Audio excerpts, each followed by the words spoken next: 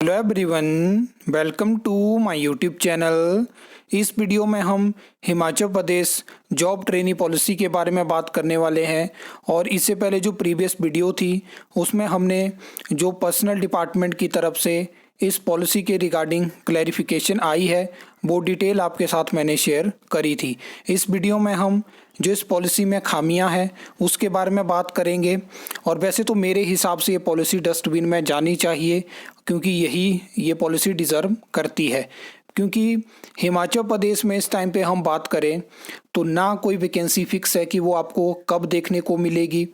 पहले तो थोड़ा इस तरह से आप सीरीज़ में समझिए, पहले तो आपको वैकेंसी का ही कोई अता पता नहीं होता है कि वैकेंसी कब आएगी। वैकेंसी आती है, एडवर्टाइज होती है, उसके बाद ये पता नहीं होता है कि कब एग्ज़ाम हमें देखने को मिलेगा। एग्ज़ाम होता है, रिज़ल्ट का कोई अता पता नहीं होता। रिज़ल्ट आता है, 3-4 महीने ज्वाइनिंग में लगा दिए जाते हैं।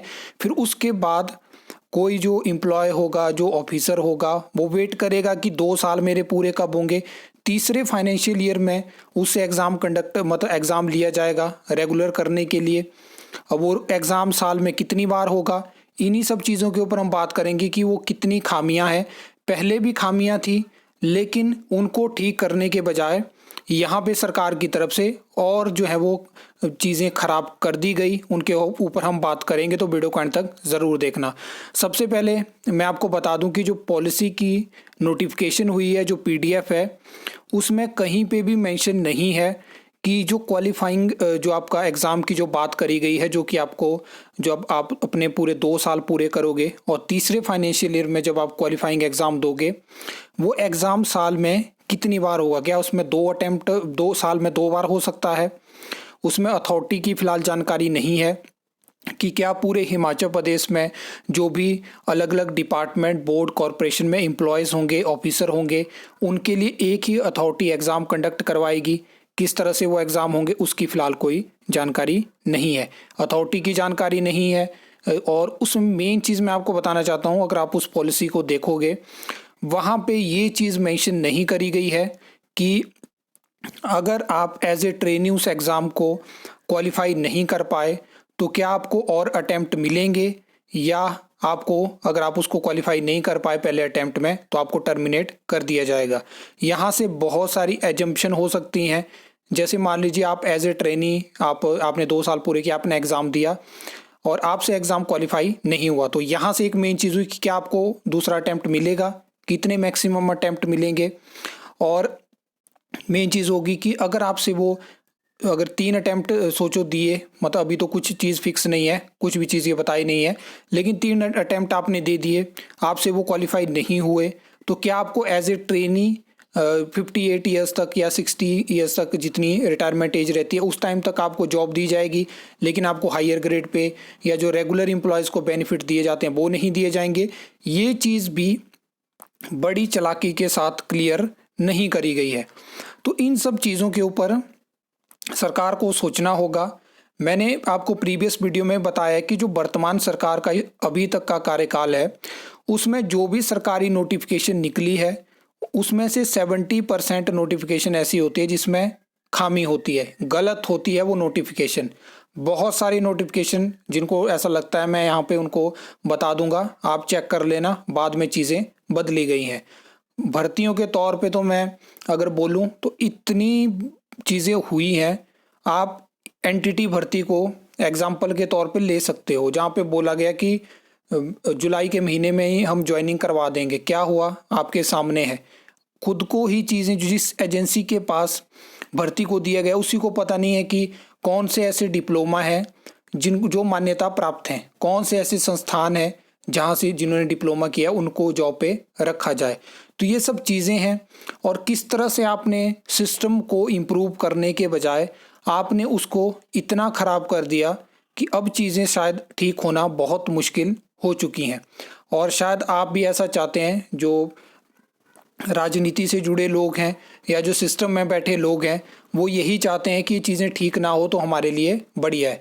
एक और चीज़ मैं आपको बताता हूँ, वर्तमान सरकार बात करती है कि हम ट्रांसपेरेंसी लेके आएंगे। वो हर स्तर पे ट्रांसपेरेंसी की बात करती है, चाहे कोई भी प्रोसेस हो, चाहे भर्ती की प्रोसेस हो, कोई और प्रोसेस हो, किसी भी डिपार्टमेंट, बोर्ड, कॉरपोरेशन में। लेकिन मैं आपको कहना चाहता हूं कि इस पॉलिसी से क्या ट्रांसपेरेंसी आ सकती है। कोई मतलब अगर सरकार इस पॉलिसी को वापस नहीं लेना चाहती है तो वो रिटर्न में लिख के दे कि इससे ट्रांसपेरेंसी आएगी। मेन चीज़ ये होती है कि बोलने से ट्रांसपेरेंसी नहीं होती है, आपके जो डिसीजन होते हैं आप उनको किस तरह से एग्जीक्यूट करते हो, चीज़ों को इम्प्लीमेंट करते हो, वहाँ से चीज़ों का पता चलता है। मैं आज बोलना चाहता हूँ, अगर ये पॉलिसी सरकार ने वापस नहीं ली, ये ट्रांसपेरेंसी को बिल्कुल ख़त्म कर देगी।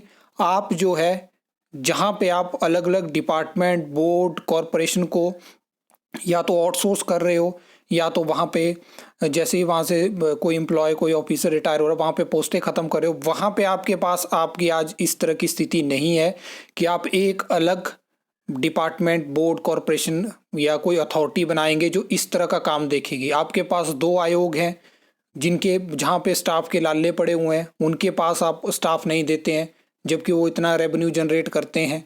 तो ये बहुत सारी चीज़ें हैं जिनके ऊपर सरकार नहीं सोचना चाहती है, वो चीज़ों को इस टाइम पे थोपना चाहती है। मैंने लगातार आपको बताया कि हिमाचल प्रदेश में एक यूथ कमीशन होना चाहिए। वैसे तो विरोध इसका हो रहा है, अलग अलग स्तर पे सभी कर रहे हैं, क्योंकि सब जानते हैं कि इस तरह की पॉलिसी आपको भारत के किसी भी राज्य में देखने को नहीं मिलती है। इवन कॉरपोरेट जॉब में आप जाओगे तो कॉरपोरेट जॉब में भी ऐसा तो नहीं होगा कि आपको आपका जो पहला टेस्ट होता है उसका ही कोई आपको अता पता नहीं है कि कब वैकेंसी, या तो ऐसी चीज़ की वैकेंसी फिक्स हो, सबको पता हो कि इस टाइम पे वैकेंसी आनी है, वही चीज़ फिक्स नहीं है। आप इतनी मेहनत से, इतने कंपटीशन से पहला एग्ज़ाम निकालोगे तो दूसरे एग्ज़ाम में सरकार किस तरह से उस एग्ज़ाम को रखेगी, रिटर्न रखेगी, उस पोस्ट के रिगार्डिंग होगा वो। तो आप ऐसा भी कर सकते थे कि आप पहले जो पहला एग्ज़ाम जहाँ पे आप बात करते हो कि अकाउंटेबिलिटी बढ़ाएंगे हम, परफॉर्मेंस के ऊपर जज करेंगे, तो आप पहले एग्ज़ाम को कुछ इस पैटर्न में लेके आ सकते थे, क्योंकि आपके पास अच्छा टाइम था, आपने कमेटियाँ बनाई, आपने बहुत सारी चीज़ें करी। तो क्या उन्होंने आपको रिकमेंडेशन नहीं दी कि आप पेपर वन को ऐसा बनाइए जो पोस्ट जो आप देना चाहते हो, वो टेक्निकल पोस्ट है, कौन सी पोस्ट है, वो उसके रिगार्डिंग हो, जहाँ पे आप जज कर पाओ कि ये इस तरह से इसके जो कैंडिडेट है इसके पास नॉलेज है तो इसको ये पोस्ट दी जानी चाहिए। लेकिन आपने वो चीज़ नहीं सोची, आपने वही सेम पेपर रखना है जो पहले था। फिर आप 2 साल के बाद किसी को जज करोगे कि उसकी परफॉर्मेंस कैसी थी। बाकी जो आपको पॉलिसी में जो नोटिफिकेशन देखने को मिली है जिसमें मेंशन है टर्मिनेशन के रिगार्डिंग, तो वो ऐसी है कि उन 2 सालों में आपको कभी भी टर्मिनेट किया जा सकता है अगर आपकी परफॉर्मेंस अच्छी नहीं है, और टर्मिनेट आपको कर सकते हैं जो आपसे ऊपर अथॉरिटी होगी। लेकिन उस अथॉरिटी से ऊपर भी जो अथॉरिटी होगी उसके पास आप अपील कर सकते हो शायद 45 डेज़ के अंदर कि आपको क्यों टर्मिनेट किया गया। तो ये चीज़ वहाँ पे मेंशन है। बाकी इसके अलावा मेरे हिसाब से तो पॉलिसी बिल्कुल ख़राब है, इस तरह की पॉलिसी कभी भी इम्प्लीमेंट नहीं होनी चाहिए। लेकिन मैं आपको बता दूं, जो सोच रहे हैं कि बहुत जल्द ये मतलब ये जो वर्तमान सरकार है इसके 2.5 साल का ये निचोड़ है। इन्होंने गुजरात मॉडल स्टडी किया, इन्होंने एनएचएम मॉडल स्टडी किया, बहुत सारे इन्होंने मॉडल देखे, उसके बाद ये ऐसी चीज़ लेके आए जो कि इतनी ख़राब है। तो आप यहाँ से जो मैं लगातार कहता हूँ कि जो अधिकारी इसके पीछे हैं, जो एडवाइज़र इसके पीछे हैं, जो राजनीति से जुड़े लोग इसके पीछे हैं, आप मतलब आपकी मानसिकता कुछ इस तरह की है। ये चीज़ें यहाँ पे आपको आंखों के सामने दिखती हैं कि ये हिमाचल प्रदेश के युवा वर्ग के बारे में क्या सोचते हैं। आपको ज़्यादा दूर तक जाने की सोच नहीं रखनी, आप यहीं से चीज़ों को जज करिए। तो यहाँ से आगे अगर ये पॉलिसी इम्प्लीमेंट हो जाती है तो जो बचा हुआ टाइम है वो आपका कैसे निकलेगा, कैसे चीज़ों को आपके ऊपर थोपा जाएगा। सरकार आपको सुनना नहीं चाहती है, वो अपने मन की करना चाहती है। जबकि क्या होता है कि कोई भी पार्टी जब सत्ता में आती है, सरकार बनाती है, तो लोगों ने उसको चुना होता है। आप 2022 में इस पार्टी के जो भी चुनाव रैलियां हुई, जो भी चीज़ें हुई, वहाँ पे आपकी इनकी बातें सुनिए, किस तरह से यहाँ पे लोगों को, यहाँ के प्रदेश के युवा वर्ग को इन्होंने बेवकूफ़ बनाया है। मैं डायरेक्ट बोलता हूँ, इसमें कोई गलत बात नहीं है। एक 2.5 साल का पैरामीटर बहुत होता है किसी भी पार्टी जो सरकार होती है उसके काम को जज करने का। छोटा मोटा 1 साल हम मान लेते, 1 साल में एक रिक्रूटिंग एजेंसी आयोग को नहीं दे पा रहे हैं, पिछले 2.5 सालों से एक आयोग इनसे ढंग से नहीं चल पा रहा है, कैसे चीज़ें मैनेज हो रही हैं। ये पीरियड आप एज रिलैक्सेशन देने से नहीं वो किसी को वापस दे सकते हो। कोई अपनी जो नॉलेज होती है, जो अपनी तैयारी होती है, उसके पीक में लोग थे, आपने उनको घर में बिठा दिया, आज वो मजबूर हैं प्राइवेट जॉब करने के लिए, उनके पास ऑप्शन नहीं है, लेकिन आपने उन चीज़ों के बारे में नहीं सोचा। आपका मेन मोटिव है इस टाइम पे कि सेंट्रल गवर्नमेंट से किसी न किसी तरह से किसी न किसी प्रोजेक्ट में कैसे न कैसे पैसा आता रहे और आपके पेट में जाता रहे। आपके सिस्टम आप आगे की ना सोचेंगे और आपको पता है कि आपको इसके बाद वोट तक नहीं मिलने वाले हैं। अगली बार तो मैं ऐसा बोलता हूँ कि अगर इसी तरह की स्थिति आपने 2.5 साल में आगे रखी, अगर आपने चुनावी साल में भी भर्तियाँ एडवर्टाइज करी, आपके लिए वोट मांगना मुश्किल हो जाएगा।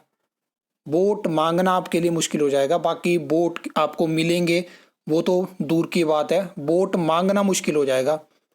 आई होप आपको ये वीडियो अच्छी लगी होगी, इन्फॉर्मेटिव लगी होगी।